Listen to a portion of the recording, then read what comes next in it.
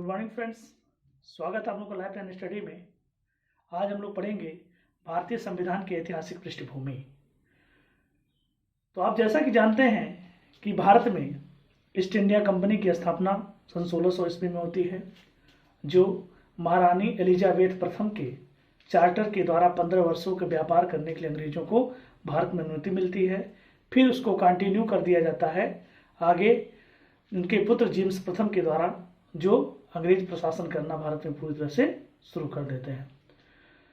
उसके बाद 1765 में बंगाल, बिहार और उड़ीसा की दीवानी अंग्रेजों को प्राप्त हो जाती है, क्योंकि 1764 का युद्ध जब अंग्रेज जीत जाते हैं तो बंगाल के नवाबों की हार के बाद पूरे बंगाल पे प्रशासन जो है अंग्रेजों का हो जाता है। जैसे वर्तमान समय में दिल्ली इस समय केंद्रीय प्रशासन की नींव है, उसी तरह से भारत की केंद्रीय प्रशासन की नींव उस समय बंगाल हुआ करती थी। तो 1765 में जब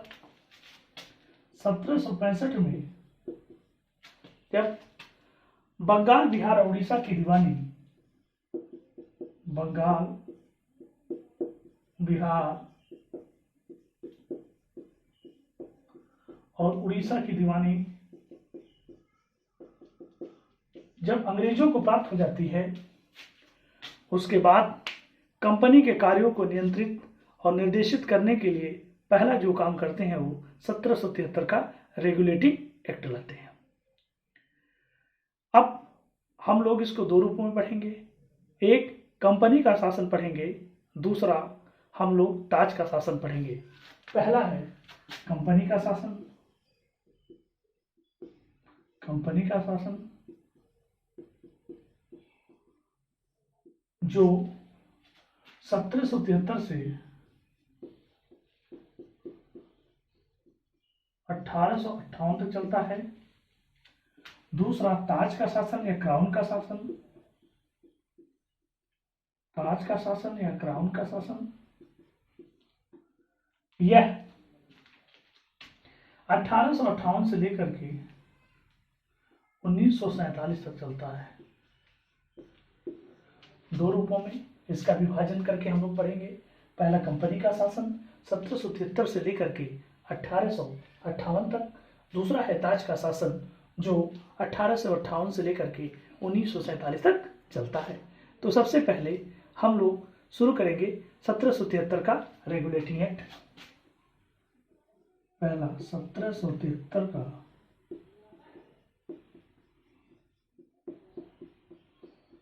रेगुलेटिंग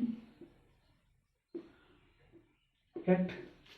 हालांकि यह प्री और मेंस में बहुत इंपॉर्टेंट टॉपिक है। मेंस में पेपर थर्ड में भी यह काम आता है, और सबसे बड़ा हिस्ट्री और पॉलिटी दोनों का यह टॉपिक है, इसलिए दोनों से प्रश्न आपसे हमेशा एग्जाम में पूछता है, इसलिए बहुत ही महत्वपूर्ण टॉपिक है ये। तो 1773 का जो रेगुलेटिंग एक्ट आता है, इसके पूर्व में भी कुछ घटनाएं घट जाती हैं। 1765 में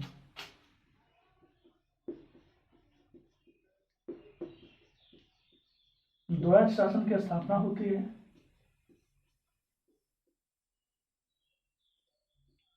और जब द्वैत शासन की स्थापना हो जाती है तो धीरे धीरे अंग्रेज लगान वसूलने के साथ साथ बहुत ज्यादा भ्रष्टाचार करना प्रारंभ कर देते हैं, जिसके कारण लॉर्ड नॉर्थ के द्वारा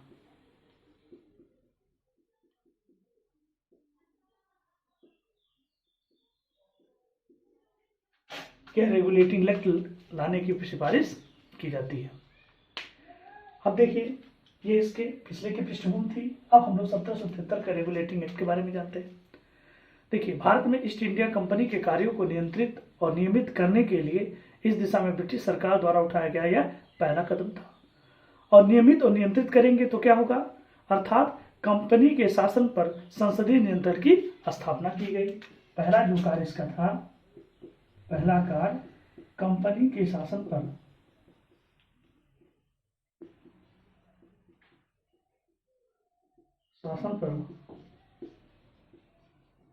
नियंत्रण किया गया इस एक्ट के द्वारा। दूसरा, पहली बार प्रशासनिक और राजनीतिक कार्यों को करने की मान्यता मिली। पहली बार राजनीतिक और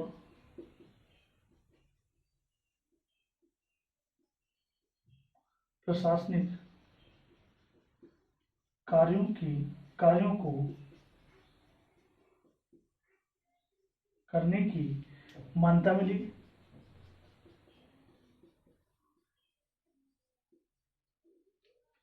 क्यों मिलती है? क्योंकि बंगाल पे उनका पूरा शासन हो जाता है और केंद्रीय प्रशासन की नींव पड़ी। ब्रिटिश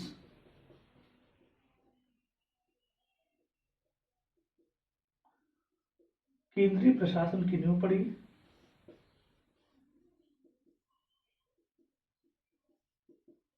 ये थे इसके प्रमुख कार्य। 1773 के रेगुलेटिंग एक्ट के प्रमुख कार्य थे।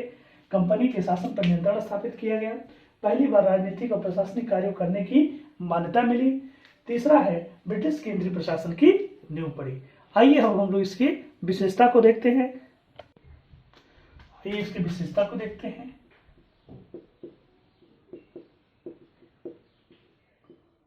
विशेषता, बंगाल के गवर्नर को अब बंगाल के गवर्नर जनरल बना दिया गया। देखिए, सबसे पहली बात, इसमें गवर्नर जनरल के पद का सृजन किया गया। बंगाल के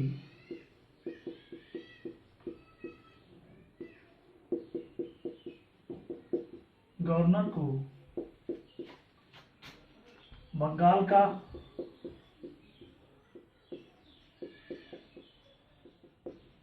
गवर्नर जनरल के नाम से पुकारा गया, के नाम से जाना गया या सृजित किया गया, के नाम के साथ पद का सृजन किया गया। अब चूंकि यह गवर्नर जनरल हो गया तो क्या हो गया, सबसे बड़ी बात, इसके कार्यों को भी बढ़ा दिया गया। तो सबसे पहली बात प्रश्न उठता है कि जब बंगाल के गवर्नर को गवर्नर जनरल के पद का सृजन कर दिया गया तो पहला गवर्नर जनरल कौन बना? तो पहला गवर्नर जनरल वारेन हेस्टिंग्स बना। पहला गवर्नर जनरल वारेन हेस्टिंग्स बना। पहला गवर्नर जनरल वारेन हेस्टिंग्स बना। उसके बाद जब ये गवर्नर जनरल के पद का सृजन किया गया तो मुंबई और मद्रास प्रेसिडेंसी को बंगाल प्रेसिडेंसी के अधीन कर दिया गया। तो मुंबई और मद्रास को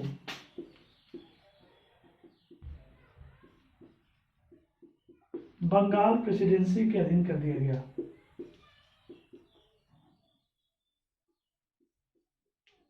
अधीन कर दिया गया। अब ध्यान दीजिए, जब मुंबई और मद्रास प्रेसिडेंसी को बंगाल के अधीन कर दिया गया तो जाहिर सी बात है कि जब वारेन हेस्टिंग्स बंगाल का पहला गवर्नर जनरल बनता है तो इसकी सहायता के लिए क्या किया जाएगा? इसकी सहायता के लिए चार सदस्यीय और परिषद का गठन किया गया। तो कलकत्ता प्रेसिडेंसी में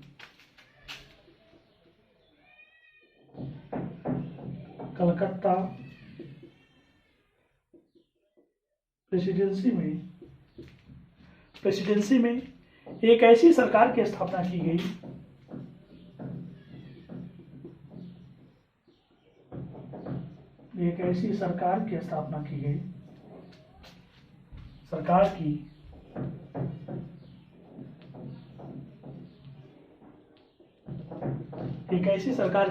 की गई जिसमें गवर्नर जनरल और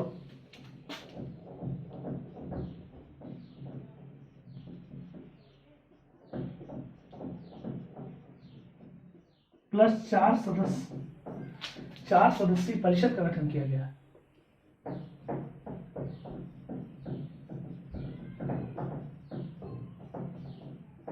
परिषद का गठन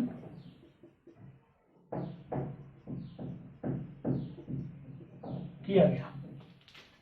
4 सदस्यीय परिषद का गठन किया गया। सबसे बड़ी बात, उसके बाद क्या किया जाएगा? उसके बाद सुप्रीम कोर्ट की स्थापना की जाएगी। भारत में पहले सुप्रीम कोर्ट की स्थापना 1774 में कलकत्ता में एक उच्चतम न्यायालय की स्थापना की जाती है। उसके बाद 1774 में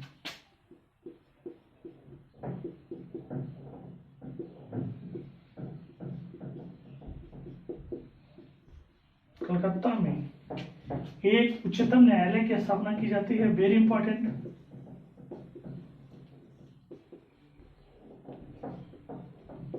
एक उच्चतम न्यायालय की स्थापना की जाती है।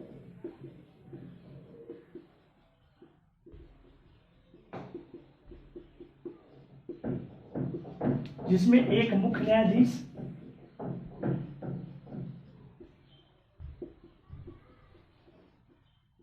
प्लस 3 अन्य न्यायाधीश होते हैं।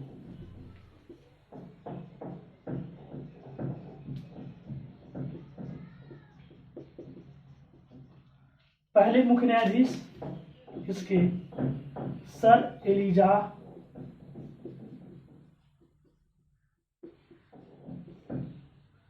इम्पे थे। कोलकाता सुप्रीम कोर्ट के पहले न्यायाधीश सर एलिजा इम्पे थे। बहुत इंपॉर्टेंट है, कई बार आपसे सवाल पूछा गया है। उसके बाद में 3 अन्य न्यायाधीश जो इसके थे। हाइट, अन्य न्यायाधीश में पहले हाइट, दूसरे लेमेस्टर,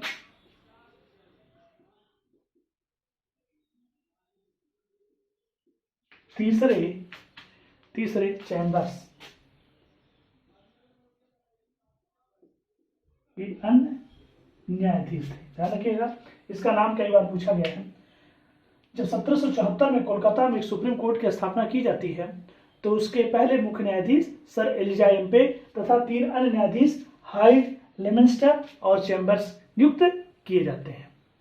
उसके बाद नेक्स्ट इसका जो विशेषता है वो यह है कि कंपनी के कर्मचारियों को निजी व्यापार करने और भारतीयों लोगों से उपहार लेने तथा रिश्वत लेने पर प्रतिबंध लगा दिया गया।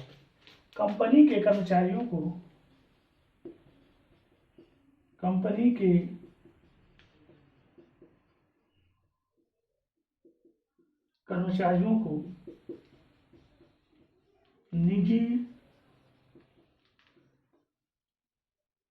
निजी व्यापार करने और भारतीयों से उपहार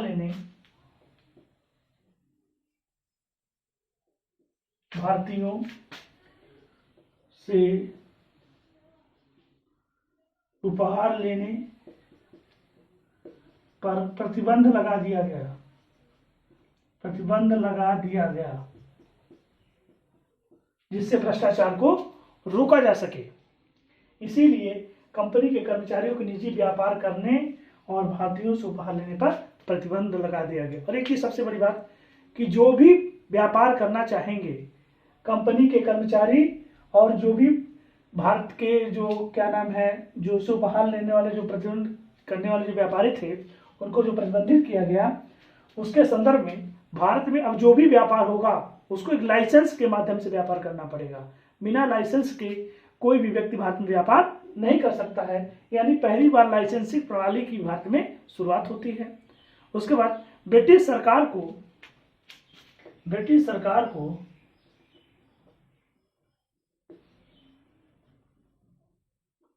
बोर्ड ऑफ डायरेक्टर्स के माध्यम से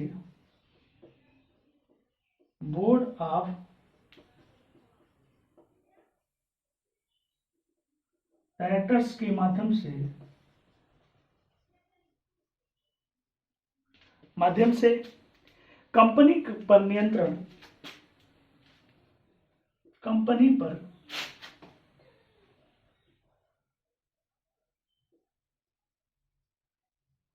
नियंत्रण सशक्त किया गया।